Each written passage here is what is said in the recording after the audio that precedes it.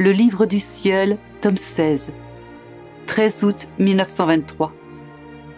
La Vierge fut à l'origine du grand projet du règne de la volonté divine sur la terre. Par le moyen d'une autre créature, Jésus fera connaître ce projet aux générations. Je me sentais oppressée par la privation de mon doux Jésus, et je le priais de ne plus retarder son retour en ma pauvre âme, parce que je n'en pouvais plus. À ma grande surprise, je le vis à mon cou, m'entourant de ses bras, sa face touchant la mienne, avec une lumière qu'il voulait infuser dans mon esprit. J'étais attirée vers lui et le baisais, mais je repoussais cette lumière en me disant « Peu m'importe d'apprendre des choses. Tout ce que je veux, c'est de sauver mon âme, et Jésus seul peut me sauver. Tout le reste n'est rien. » Mais quand Jésus toucha mon front, je n'ai pas pu résister davantage, et la lumière entra en moi. Il me dit « Ma fille, celui qui a été appelé à remplir une fonction doit en connaître les secrets, l'importance, les devoirs, les fondements et tout ce qui la concerne. Une simple créature brisa la relation qui existait entre la volonté divine et les créatures. Cette coupure contrecarra le plan de Dieu sur l'homme.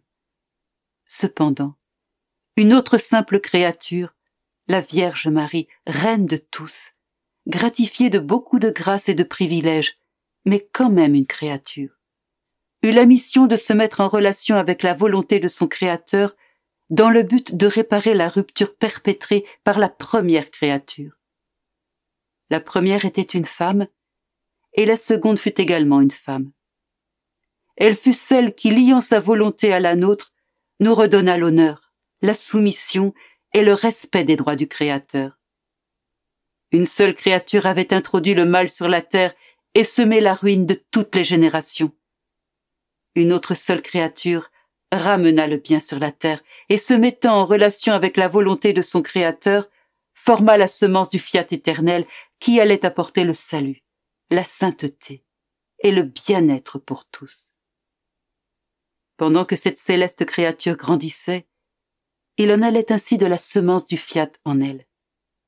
Et quand cette semence fut devenue un arbre, le Verbe éternel fut conçu dans son sein virginal où l'éternelle volonté régnait en roi souverain.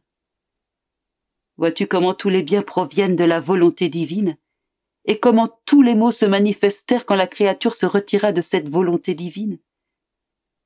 Si je n'avais pas trouvé une créature dont la vie fût ma volonté et qui se soit unie à moi, je n'aurais ni voulu ni pu descendre du ciel pour revêtir la chair humaine dans le but de sauver l'homme. Ainsi, ma maman fut la semence du « que ta volonté soit faite sur la terre comme au ciel ». Comme une créature avait détruit le règne de la volonté de Dieu sur la terre, il était juste qu'une autre créature le rétablisse. À partir de la semence de ma volonté qui se trouvait dans ma divine mère, mon humanité, qui ne s'est jamais séparée de ma divinité, forma le grand projet de la volonté humaine dans la volonté divine. Par ma volonté humaine unie à ma volonté divine, tous mes actes humains furent mis en relation avec la volonté divine. Par la volonté divine, j'étais au fait de tous les actes de toutes les générations, et avec ma volonté humaine, je les réparais et les rattachais à l'éternelle volonté. Aucun acte ne pouvait m'échapper.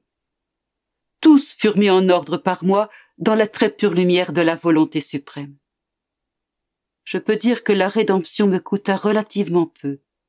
Ma vie extérieure, les souffrances de ma passion, mes exemples et mes mots auraient suffi, et tout aurait pu se faire rapidement. Mais pour réaliser le grand projet de la volonté humaine, fondue dans la volonté divine, pour réparer toutes les mailles brisées par la volonté humaine, je devais faire intervenir tout mon intérieur, toute ma vie cachée, toutes mes souffrances intimes, lesquelles furent de loin plus nombreuses et intenses que mes souffrances extérieures et ne sont pas encore connues. Je n'ai pas fait qu'implorer pour la rémission des péchés, le salut et la protection de la vie humaine, comme je l'ai fait par ma passion. Mais il s'agissait du renouvellement de tout l'intérieur de l'homme.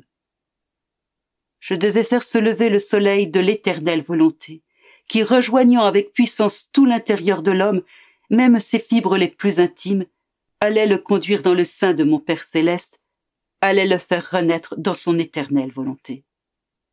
Oh, combien il fut plus facile pour moi d'implorer pour le salut de l'homme que de refaire son intérieur dans ma volonté divine. Et si je n'avais pas fait cela, la rédemption n'aurait pas été complète, n'aurait pas été un travail digne d'un Dieu. Je n'aurais ni renouvelé toutes les parties de l'homme, ni restauré en lui la sainteté qu'il avait perdue en brisant ses relations avec la volonté divine. Le projet est déjà réalisé. Mais avant de le faire connaître, il est d'abord nécessaire que l'homme sache que par ma vie et ma passion, il peut obtenir le pardon et le salut. Cela le dispose à apprendre par la suite comment j'ai imploré pour lui la chose la plus grande et la plus importante, le retour de sa volonté dans la mienne, afin que sa noblesse soit retrouvée, que les ponts entre sa volonté et la mienne soient refaits, et qu'il retrouve ainsi son état originel. Ma fille, si ma sagesse éternelle avait décrété qu'une céleste créature, la plus sainte de toutes, allait être à l'origine de la nouvelle élévation de l'homme dans ma volonté divine, maintenant, par le moyen d'une autre créature, laquelle je veux faire entrer dans les éternelles demeures de ma volonté, en liant sa volonté à la mienne, en l'unissant à tous mes actes, en ramenant son intérieur dans le soleil de mon éternelle volonté, je veux ouvrir le champ de ce projet aux générations, de telle sorte que quiconque le voudra puisse y accéder. Et si jusqu'à présent les créatures ont pu profiter des biens de la rédemption, elles pourront dorénavant aller plus loin.